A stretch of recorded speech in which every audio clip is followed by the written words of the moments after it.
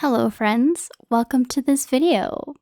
Today I've got a pretty fun one, I think, because we get to combine art and science. In this video, I want to talk about how to draw believable anatomy for a creature that doesn't actually exist. And not only does this creature itself not exist, no creatures with this body plan exist that we know of. So as we all know, dragons have 4 legs and 2 wings. So I'm sorry, Game of Thrones, your dragons are actually wyverns. Technically, I'm just gonna say it, wyverns are easier to draw because they have a body plan that exists on Earth. Birds have 2 legs and 2 wings. Easy. Birds are technically reptiles, I think, too, so at least like technically, phylogenetically, they would be reptiles. Anyway, I digress. The point is, drawing a wyvern is like drawing a bird. So you have real life references that you can use to help make your drawings look more real. But sadly, on Earth at least, there aren't any creatures that exist that have this 4 legs and 2 wings body plan that's not an insect. I mean, insects don't even have 4 legs and 2 wings. They have like 6 legs and 2 wings. So this is all to say that when it comes to drawing dragons, we are basically SOL. We have to get creative and make up our own anatomy, which is really, really hard. So today we're talking about believable, like sort of potentially scientifically accurate, like could potentially be scientifically accurate anatomy. I don't want to see any of this going on in drawings. I mean, how does this even work? Like where are the muscles that control the way? This is so confusing to me. I'm sorry. I do love these books, but the anatomy bothers me. You know, the only reason I'm such a stickler, guys, is because I wish dragons were real, so I like to draw them as if they could be real. You know what I mean? Anyway, so in the drawing that you can see on the screen, I'm kind of working out my basic body plan, and I have a dragon that I already drew in my notebook off to the left because I actually did spend several hours, probably at 2 a.m., trying to figure out a good muscle configuration to like actually show in this video, because I admit most of my dragons don't have believable musculature for a reason that I'll talk about in a few minutes, and it bothers me, so I figured why not fix it and then make a video about this whole thing.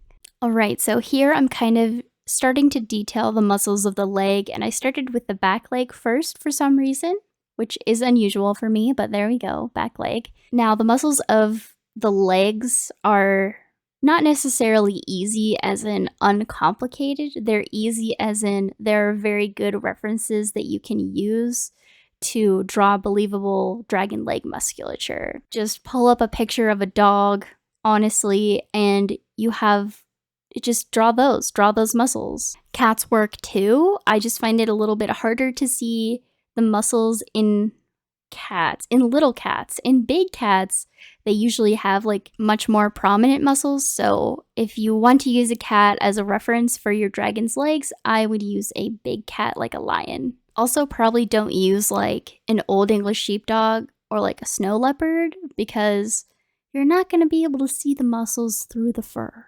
Anyway, at this point, I start sketching in the wing shoulder. If you've seen some of my other drawings, you'll notice that I have a bit of a more complex shape in this version. I end up simplifying this like entire muscle group into like one line, essentially, usually when I'm painting, but I kind of wanted to do better with this video, you know? So yeah, the main point is we want a deltoid to go over the region of the wing humerus, and then behind the wing humerus is going to be a wing lat, or latissimus dorsi. Now I have to specify wing humerus and wing shoulder and all these things because essentially I see the wing as a second pair of front limbs, and so the terminology is going to be the same as the front limb terminology, and the muscles are going to be similar to front limb terminology, and also bird terminology and anatomy.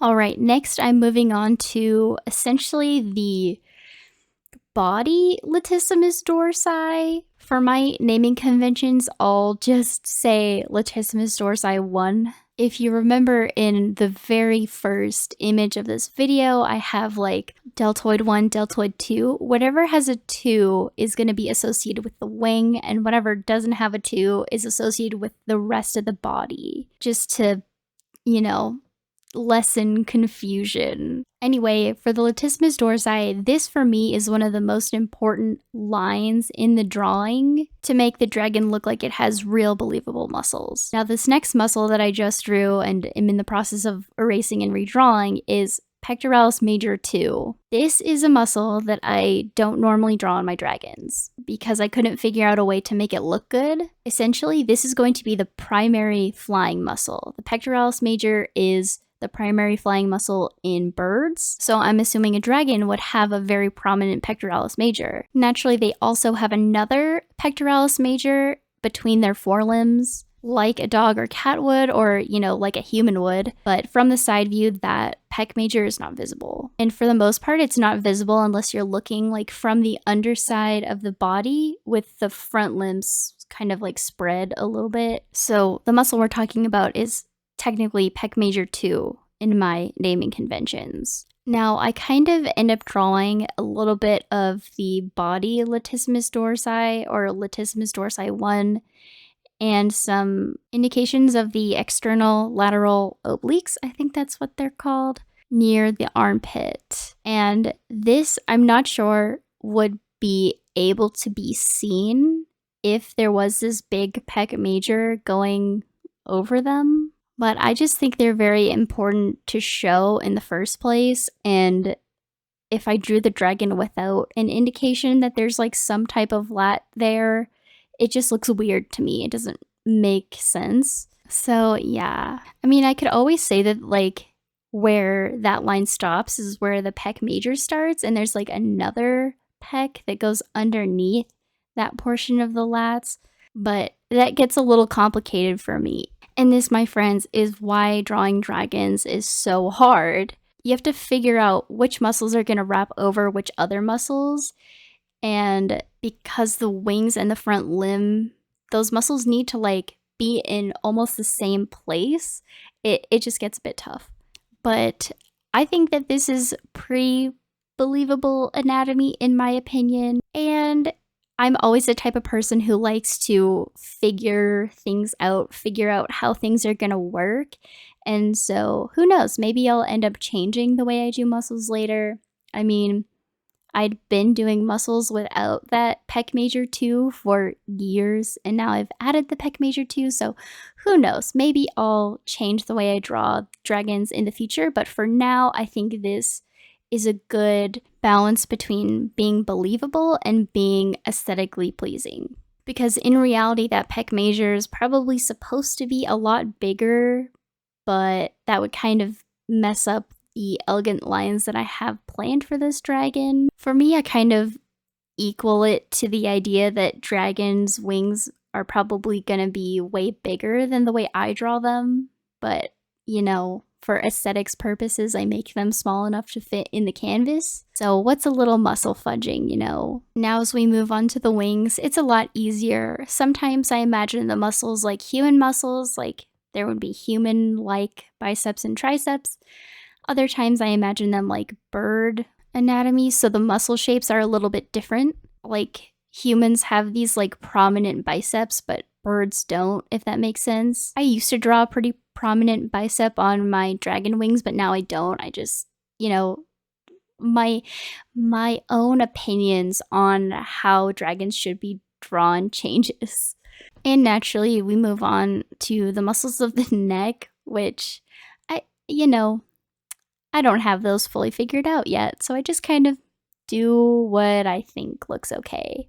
If you're looking for a reference to draw better dragon necks than I do, I would look at horses and snakes probably, or maybe like gazelles, because they have kind of more thin necks, but they're still long. Just look up like gazelle muscle anatomy, and usually something will pop up. Alright, so here I kind of wanted to re-emphasize the idea of like lat 1, lat 2, delt 1, delt 2. I'm just sketching them out in a few different colors. Alright, there's delt 2. I skipped ahead a little bit so you didn't see the boring parts of me like trying to find a new color to draw in anyway. And of course, pec major down below is actually pec major 2. I also wanted to show you how I make sure I'm checking my own anatomy and figuring out where to put lines. The shoulder especially gets me a little confused because there are so many small-ish muscles in the shoulder of a quadruped. In the end, I still kind of fudge the lines, but I like having a clear picture of what should be there so I can fudge it in a way that's believable, if that makes sense. That's pretty much how you draw dragons. You like fudge it so that it's believable. For reference, I just searched on Pinterest dog muscle anatomy, and this is what I got, and I used it to help me with the muscles of the shoulder, the normal body shoulder, not the wing shoulder, and the little like forearm area because there are a lot of little muscles there that I don't usually pay attention to, so I don't remember how to draw them all the time. I also used bird muscle anatomy to try to figure this situation out. And just remember that this is all my opinion. Honestly, if you want to draw your version of believable dragon muscle anatomy, maybe with more emphasis on those flying muscles, definitely just go to Pinterest and look up bird and dog or cat muscle anatomy and just merge them. Mix them together until you have something that you like. After quite a bit of cleaning up, this is what I ended up with. I have the most important muscles, in my opinion, labeled there for you. I know this sort of looks like going overboard. Believe me, it probably is going overboard, but this is just something that I really like to know for my own reasons because if I have a good hold on dragon anatomy, it makes it a lot easier to draw different poses like these ones. Also, in my opinion, a more believable dragon is a more aesthetically pleasing one, at least for me. Well, that's pretty much what I have to say on the matter. I really hope that someone out there enjoyed this video. This is something that I would have killed for when I was trying to figure out how to draw my dragons so they didn't look stupid because it's the struggle out there, man. But yeah, remember, you can make your own decisions on anatomy. This is just my opinion, and I like to be funny by saying other ways of drawing dragons are stupid. Really, there's no stupid way to draw a dragon. But I have my preferences. As always, let me know if you like this video and what you thought of it, and what other dragon anatomy or dragon science videos should I make. I definitely want to do like a fire-breathing one, how dragons can fly, stuff like that. Just like the biology of dragons is such a cool thing in my brain. So you'll probably definitely see more of these videos even if you don't want them. Okay, I realize I've begun to ramble. What else is new? I'm sure you guys are used to it by now. And with that, I just gotta say thank you very much for watching this video, and I'll see you around.